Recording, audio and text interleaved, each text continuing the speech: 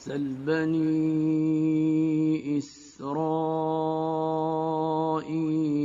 كم آتيناهم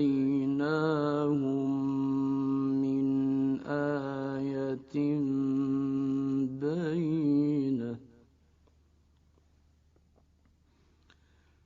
ومن يبدل نعمة الله من بعد ما جاءته فإن الله شديد العقاب۔ بنی اسرائیل سے پوچھو کیسی کھلی کھلی نشانیاں ہم نے انہیں دکھائی ہیں، اور پھر یہ بھی انہی سے پوچھ لو کہ اللہ کی نعمت پانے کے بعد جو قوم اس کو شقاوت سے بدلتی ہے اسے اللہ کیسی سخت سزا دیتا ہے۔ اس سوال کے لیے بنی اسرائیل کا انتخاب دو وجوہ سے کیا گیا ہے۔ ایک یہ کہ آثار قدیمہ کے بے زبان کھنڈروں کی بنسبت ایک جیتی جاگتی قوم زیادہ بہتر سامان عبرت و بصیرت ہے۔ دوسرے یہ کہ بنی اسرائیل وہ قوم ہے جس کو کتاب اور نبوت کے مشل دے کر دنیا کی رہنمائی کے منصب پر مامور کیا گیا تھا، اور پھر اس نے دنیا پرستی، نفاق اور علم و عمل کی ضلالتوں میں مبتلا ہو کر اس نعمت سے اپنے آپ کو محروم کر لیا۔ لہذا جو گروہ اس قوم کے بعد امامت کے منصب پر مامور ہوا ہے اس کو سب سے بہتر سبق اگر کسی کے انجام سے مل سکتا ہے تو وہ یہی قوم ہے۔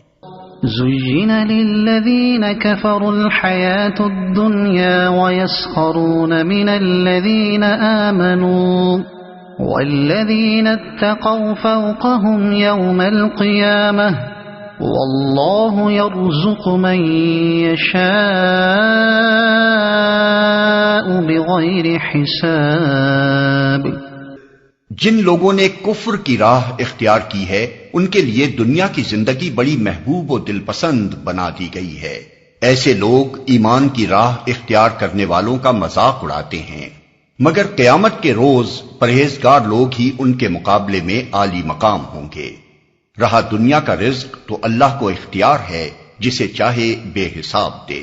كان الناس أمة واحدة فبعث الله النبيين مبشرين ومنذرين وأنزل معهم الكتاب بالحق ليحكم بين الناس فيما اختلفوا فيه وما اختلف فيه إلا الذين أوتوه من بعد ما جاءتهم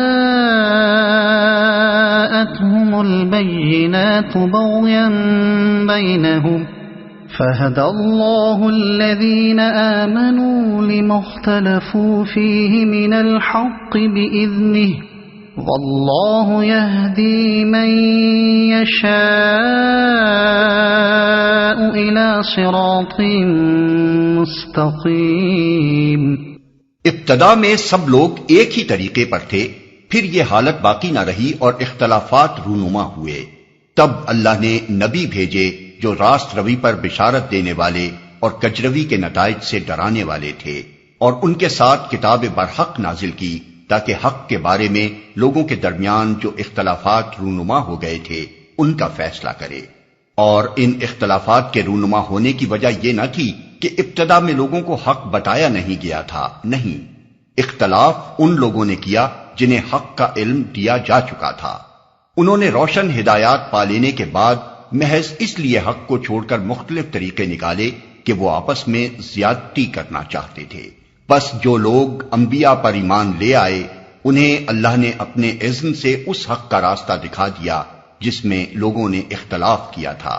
اللہ جسے چاہتا ہے راہ راست دکھا دیتا ہے۔ وہ آپس میں زیادتی کرنا چاہتے تھے۔ ناواقف لوگ جب اپنے قیاس و گمان کی بنیاد پر مذہب کی تاریخ مرتب کرتے ہیں تو کہتے ہیں کہ انسان نے اپنی زندگی کی ابتدا شرک کی تاریکیوں سے کی، پھر تدریجی ارتقاء کے ساتھ ساتھ یہ تاریکی چھٹتی اور روشنی بڑھتی گئی یہاں تک کہ آدمی توحید کے مقام پر پہنچا۔ قرآن اس کے برعکس یہ بتاتا ہے کہ دنیا میں انسان کی زندگی کا آغاز پوری روشنی میں ہوا ہے۔ اللہ تعالیٰ نے سب سے پہلے جس انسان کو پیدا کیا تھا اس کو یہ بھی بتا دیا تھا کہ حقیقت کیا ہے اور تیرے لیے صحیح راستہ کون سا ہے۔ اس کے بعد ایک مدت تک نسل آدم راہ راست پر قائم رہی اور ایک امت بنی رہی۔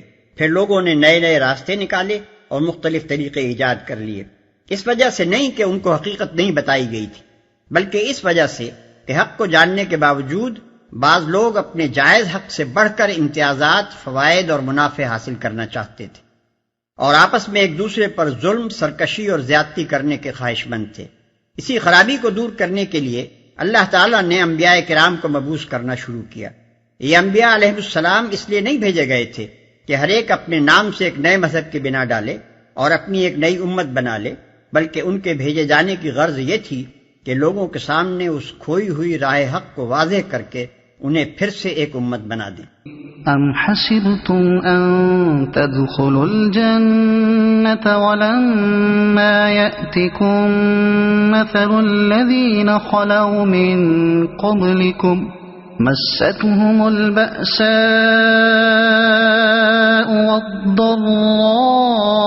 والضراء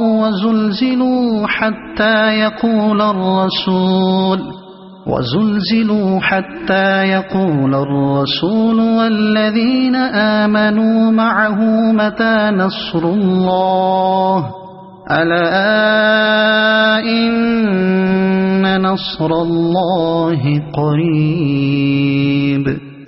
پھر کیا تم لوگوں نے یہ سمجھ رکھا ہے کہ یوں ہی جنت کا داخلہ تمہیں مل جائے گا، حالانکہ ابھی تم پر وہ سب کچھ نہیں گزرا ہے جو تم سے پہلے ایمان لانے والوں پر گزر چکا ہے۔ ان پر سختیاں گزریں، مصیبتیں آئیں، ہلا مارے گئے، حتیٰ کہ وقت کا رسول اور اس کے ساتھی اہل ایمان چیخ اٹھے کہ اللہ کی مدد کب آئے گی۔ اس وقت انہیں تسلی دی گئی کہ ہاں اللہ کی مدد قریب ہے۔ پھر کیا تم لوگوں نے یہ سمجھ رکھا ہے؟ اوپر کی آیت اور اس آیت کے درمیان ایک پوری داستان کی داستان ہے جسے ذکر کیے بغیر چھوڑ دیا گیا ہے، کیونکہ یہ آیت خود اس کی طرف اشارہ کر رہی ہے، اور قرآن کی مکی صورتوں میں جو سورہ بقرہ سے پہلے نازل ہوئی تھیں یہ داستان تفصیل کے ساتھ بیان بھی ہو چکی ہے۔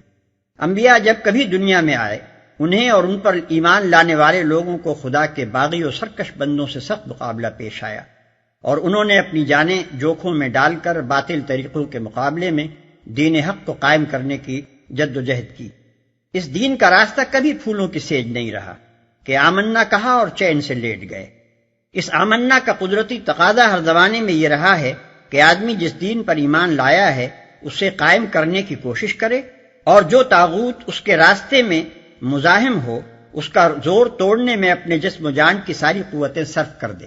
يسألونك ماذا ينفقون قل ما أنفقتم من خير فللوالدين والأقربين واليتامى والمساكين وابن السبيل وما تفعلوا من خير فإن الله به عليم۔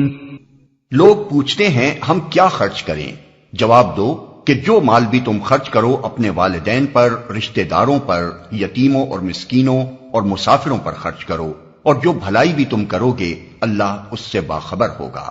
كتب عليكم القتال وهو كره لكم وعسى أن تكرهوا شيئا وهو خير لكم وعسى أن تحبوا شيئا وهو شر لكم والله يعلم وأنتم لا تعلمون۔ تمہیں جنگ کا حکم دیا گیا ہے اور وہ تمہیں ناگوار ہے۔ ہو سکتا ہے کہ ایک چیز تمہیں ناگوار ہو اور وہی تمہارے لیے بہتر ہو، اور ہو سکتا ہے کہ ایک چیز تمہیں پسند ہو اور وہی تمہارے لیے بری ہو۔ اللہ جانتا ہے، تم نہیں جانتے۔